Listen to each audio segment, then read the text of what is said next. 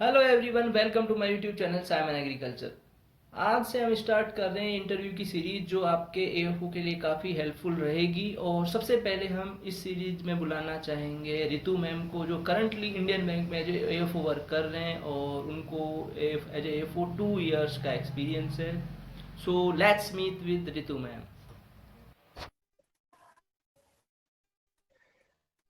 So, yes. Hello, good evening, ma'am. How are you? Hi Akash, I'm very fine. How are you? I'm fine, ma'am.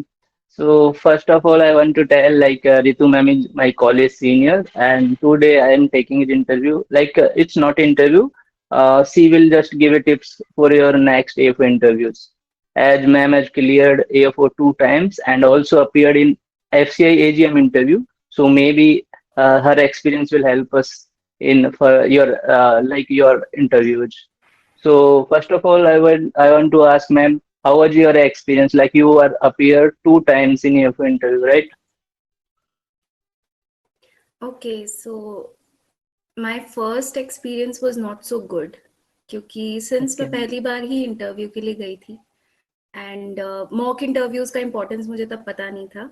So I was very nervous and that thing is like very clear on my face. And somehow जो आपके सामने बैठे हुए होते हैं panel members, they are very analytical about that. इतना experience होता है उनको. So they somehow catch you that you are very Okay. nervous. So it didn't go so well. इसलिए मैं हमेशा ये चीज रिकमेंड करती हूँ कि जितना हो सके मॉक इंटरव्यूज दीजिए. इनफैक्ट आजकल तो इतने ऑनलाइन रिसोर्सेज अवेलेबल हैं, so you just utilize them.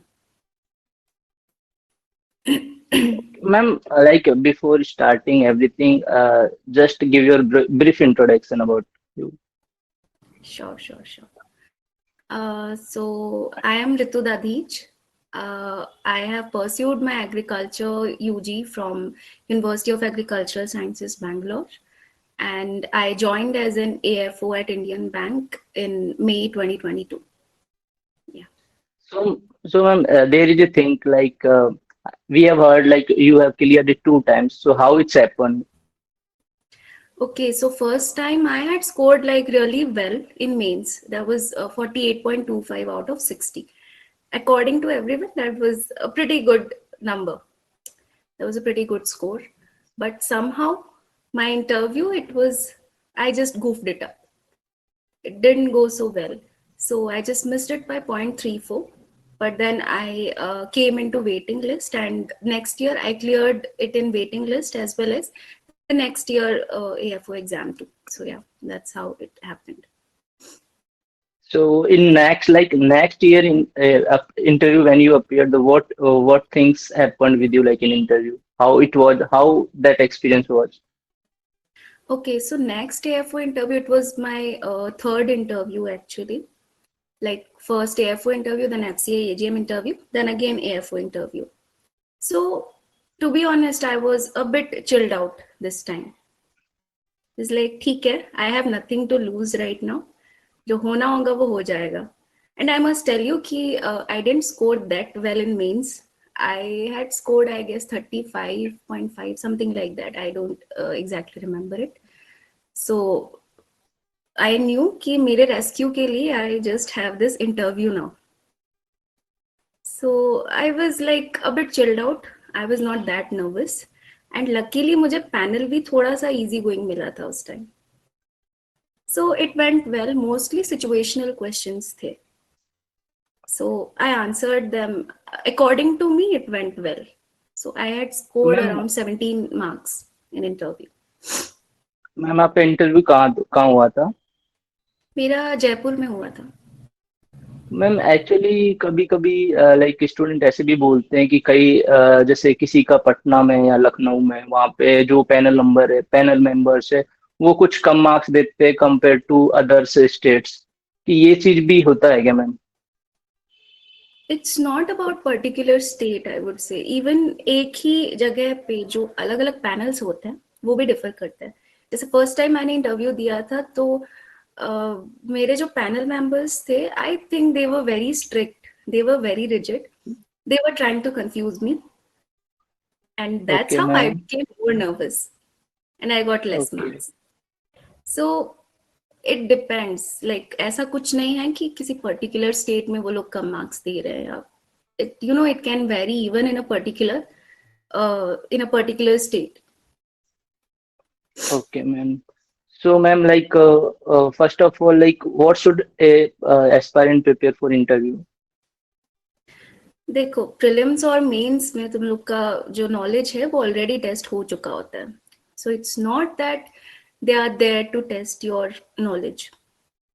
So basically आप एक ऑफिसर पोस्ट के लिए इंटरव्यू दे रहे हैं. There is a responsibility of that designation of that particular post. So वो बेसिकली ये देखते हैं कि आप उस पोस्ट के लायक हैं कि नहीं, आप उतनी रिस्पॉन्सिबिलिटी संभाल सकते हैं कि नहीं. तो definitely the test your personality, your overall personality, कि आप सिचुएशंस को कैसे हैंडल कर रहे हो, उनसे कैसे डील कर सकते हो. आप कहीं नर्वस तो नहीं हो रहे कुछ सिचुएशन आपके सामने आ जाती है तो, है ना. क्योंकि कई बार अभी मैं जैसे बैंक में हूँ तो मैंने भी कई ऐसी सिचुएशंस देखी, कस्टमर आपके सामने आके खड़ा हुआ हो जाता है और बहुत ही अटपटे से क्वेश्चंस पूछता है वो. तो ऐसी सिचुएशंस में आप नर्वस ना हो. तो उसी चीज की एक छोटी सी झलक होती है इंटरव्यू. तो Okay, okay. मेक श्योर कि आप बिल्कुल भी नर्वस ना हो. और अपनी जो पर्सनालिटी है वो तो खैर धीरे धीरे ही इम्प्रोवाइज होती है. तो you should just work on that immediately after your means. Okay. So, like, जो आपके जनरल बैंकिंग है, स्कीम्स है वगैरह, वो भी चीज प्रिपेयर करनी चाहिए इस इंटरव्यू के लिए. जनरल बैंकिंग थोड़ा बहुत पता होना चाहिए, जो बेसिक्स हैं. मैं नहीं कहूंगी कि बहुत डीपली उसके अंदर डाइव करो, क्योंकि they are not even expecting you to know everything in banking. क्योंकि आप एक एग्रीकल्चर ग्रेजुएट हो, बैंकिंग तो आपने किया नहीं है, कॉमर्स नहीं पढ़ाया, जो भी है. सो बट बेसिक नॉलेज होना जरूरी है ना. And even if you don't know something about banking, you can always reply कि अभी मुझे उतना नॉलेज नहीं है, but if I get selected I will learn it thoroughly, है ना. You can always reply that. And बात जहां तक स्कीम्स की है, तो इन अ नटशेल आपको स्कीम्स का आइडिया होना चाहिए, ताकि अगर कुछ क्वेश्चन आए सामने से तो जब आप एग्जाम्पल देते हो उन स्कीम्स का, तो that creates a good impression कि हाँ, सामने वाले को पता है चीजों के बारे में.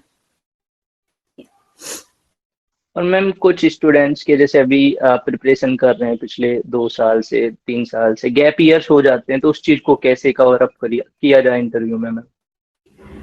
गैप ईयर्स, देखो, अपनी पर्सनल इश्यूज को पहली बात तो बताना नहीं है.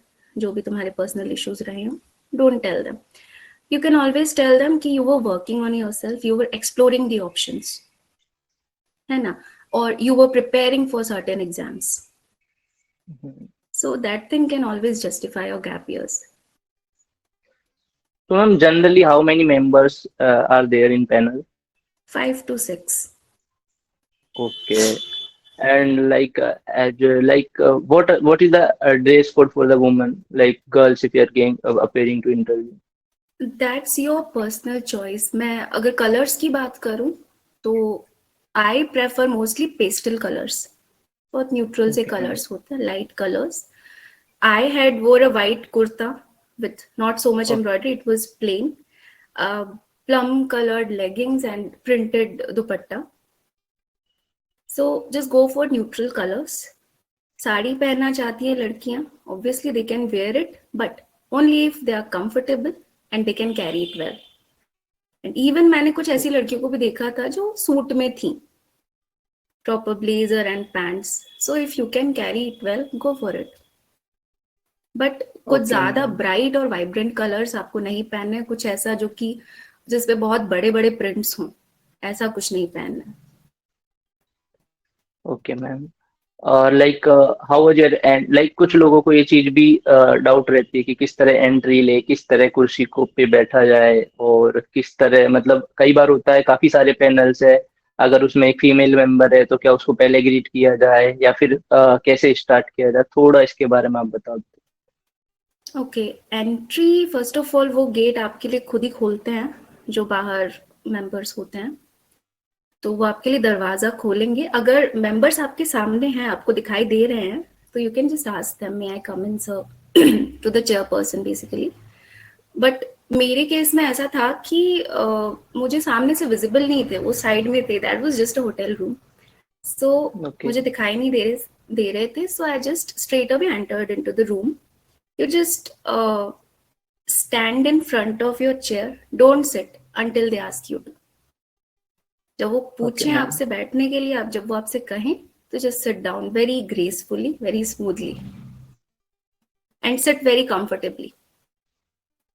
पहले अपने आप को सेटल डाउन होने दो अच्छे से, फिर अपना इंटरव्यू स्टार्ट करो. या एंड देन या आई हैड डन दिस कि मैंने सबसे पहले जो लेडी मेंबर थी उनको विश किया था, like good morning ma'am and good morning sirs, सबकी तरफ देख के. So yeah I think that will do. And ma'am, sometimes like if they ask about introduction, so how we keep the introduction, like कितना short होना चाहिए, क्या क्या detail we should keep in it? Introduction, अगर वो आपका नाम बोलें कि XYZ, give us a brief introduction, तो आपको अपना नाम नहीं बताना है दोबारा से. But if they don't take your name, then you should just start with your name, your graduation college, कि कहाँ से आपका ग्रेजुएशन हुआ था, then your strengths and your strengths, like उनको ये आप बताना चाहते हो कि वो आपको क्यों सेलेक्ट करे, बट स्ट्रेंथ्स वही बताना है जो कि उस पर्टिकुलर जॉब के लिए रेलेवेंट हो, है ना. सो या दैट वुड डू. उतना इंट्रोडक्शन को उतना खींचना नहीं है, लंबा नहीं करना है. मैम जैसे कॉलेज के, जैसे कई लोग इस चीज के बारे में भी बात करते हैं, जैसे आप जिस कॉलेज से पढ़े हो उसके बारे में, उसके जो वेराइटीज है वगैरह, उस चीज के बारे में भी क्या पढ़ना चाहिए? मुझसे अभी तक ऐसा कुछ क्वेश्चन पूछा नहीं गया था इंटरव्यू में, नेवर इन लाइक 3 बार में कभी ऐसा कुछ क्वेश्चन पूछा नहीं गया था मुझसे.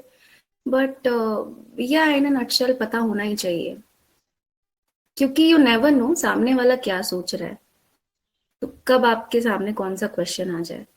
सो you should just know it. Okay ma'am. और जैसे कुछ और ऐसी कौन सी चीज है जो मैम इंटरव्यू के लिए प्रिपेयर करनी चाहिए? गर्ल्स के लिए अगर मैं स्पेसिफिकली कहूँ तो मुझसे जैसे पूछा गया था कि विमेन हेल्पलाइन का नंबर क्या है, ओके मैम.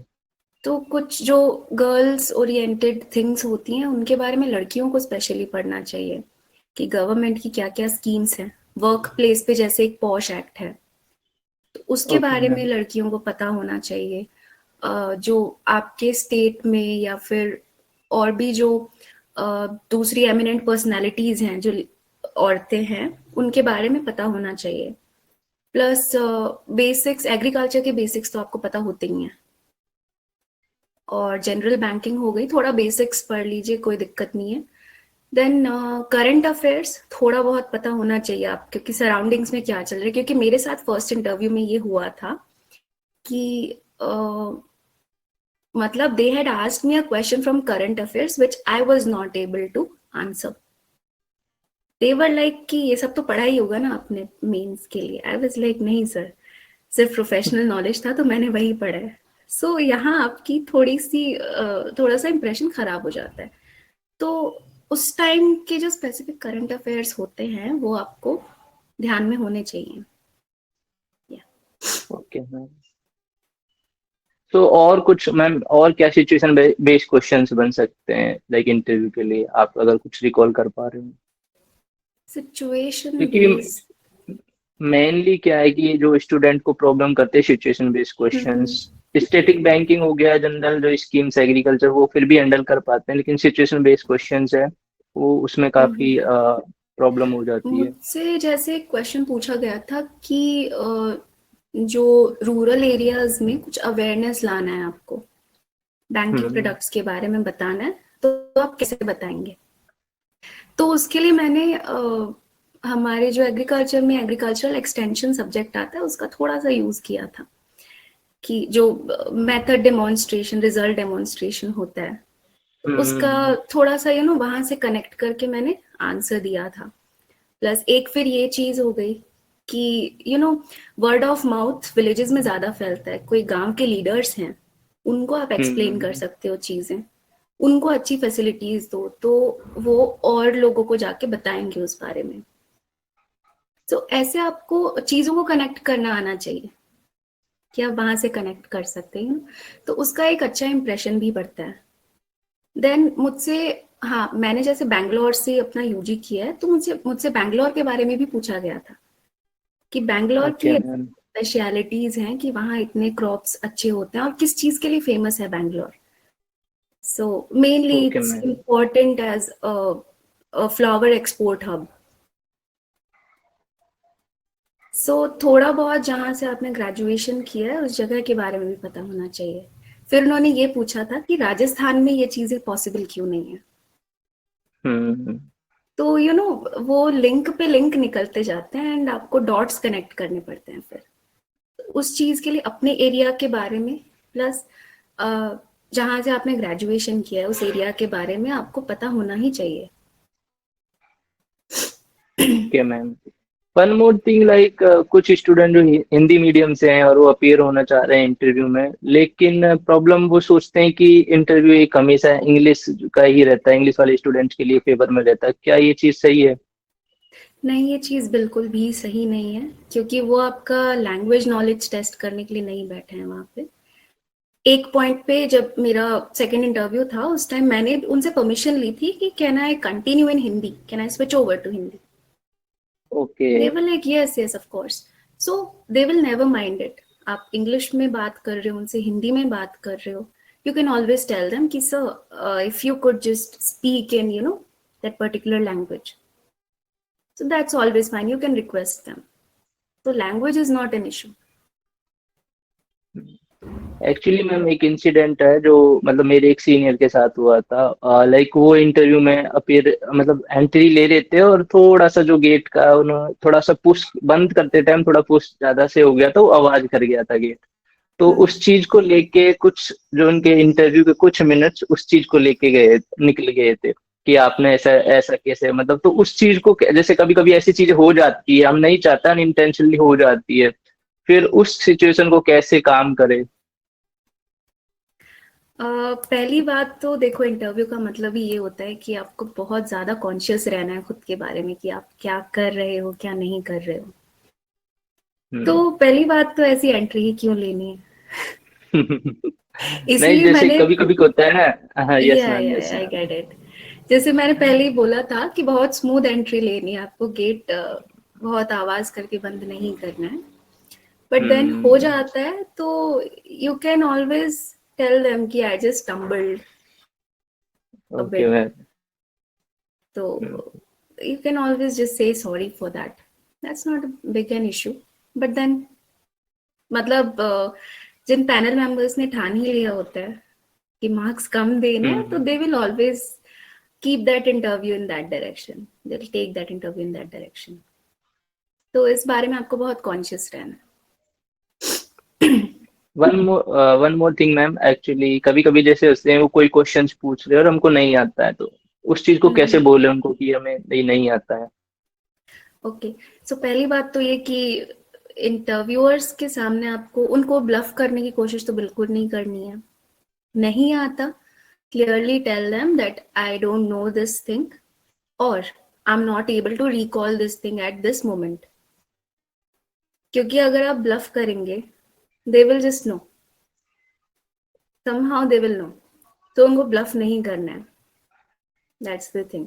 नहीं आता, साफ मना करो, क्योंकि नॉलेज टेस्ट करने नहीं बैठे, at least you are being honest about it, and that's the most important thing. हाँ, अगर ये चीज आप हर क्वेश्चन में बोल रहे हो तो that's a problem. Yes ma'am, that can B.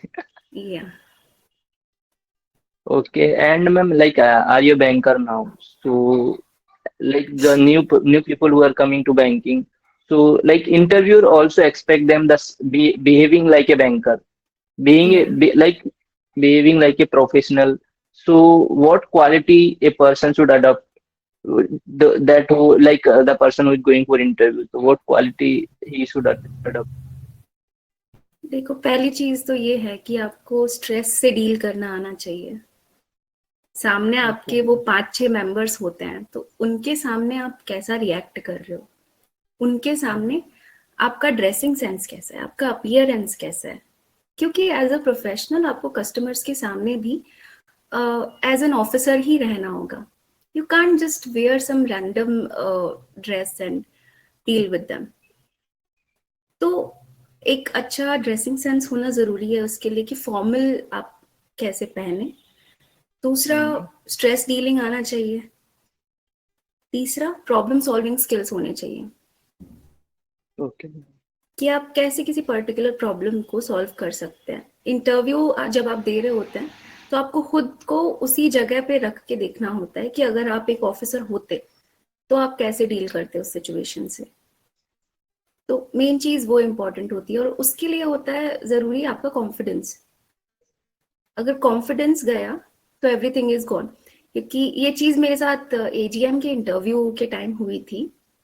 उन्होंने कुछ रॉकेट साइंस वाले क्वेश्चंस नहीं पूछे थे, वेरी बेसिक एग्रीकल्चर और एग्रोनॉमी की डेफिनेशंस, जो कि हर एक एग्री ग्रेजुएट को पता होती हैं. बट देन उस टाइम पैनल में 11 मेंबर्स थे, so I was not that confident enough. तो आई जस्ट चोक्ड. मैं at the back of my mind I was like मेरा हो गया, मुझे देना ही नहीं है अब interview. And I didn't answer that simple question. तो वो लैक ऑफ कॉन्फिडेंस होता है. And then presence of mind आपका होना चाहिए. जैसे उन्होंने एक क्वेश्चन मुझसे पूछा था कि रैट्स का बायोलॉजिकल कंट्रोल क्या होता है. इजी क्वेश्चन है, anyone can yes tell. Ma'am. But उस टाइम मेरे दिमाग में नहीं क्लिक किया वो चीज. सो ये चीज प्रेजेंस ऑफ माइंड होती है. आपको उस सिचुएशन में प्रेजेंट रहना होता है. आपकी एनालिटिकल स्किल्स होनी चाहिए अच्छी, कि आपने जो जो सीखा है उसको आप कैसे अप्लाई कर सकते हो किसी पर्टिकुलर सिचुएशन में. तो ये सारी कुछ क्वालिटीज हैं जो आपको डेवलप करनी चाहिए. Okay, ma'am. I think, ma'am, you have answered like all of the questions. And if you want to tell anything and you want to explain anything, so you can tell, ma'am. I guess mostly सब cover हो ही गया है. I just want to wish all the aspirants very best for their future endeavors and for their interview. जिन्होंने भी mains clear किया है, अभी इंटरव्यूज अगर चल रहे हैं तो. So yeah, that is it from my side. Okay. First, and at the last, I want to say thank you, Ritu, ma'am. Like from last 1 year, you are helping me in every situation. So, like you are my senior also. So, thank you so much, ma'am, to coming here. Anytime, Akash. And for thank you, thanks to you for having me on your platform. Okay. Thank you so much, ma'am.